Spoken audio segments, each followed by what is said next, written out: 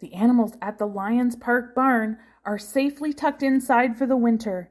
They are enjoying their nice, cozy stalls.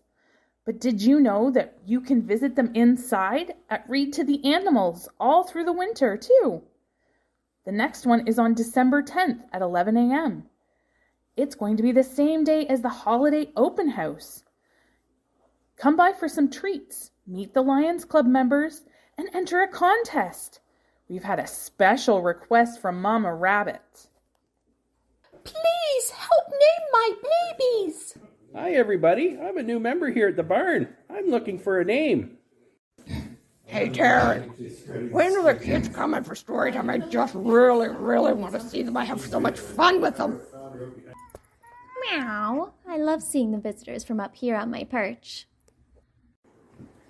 If you want to help Mama Rabbit and have some fun, pick up a contest page at the library before December 10th. Don't forget to dress warm so you can see our outside friends too. Who else is excited about a Read to the Animals? You betcha. I can't wait.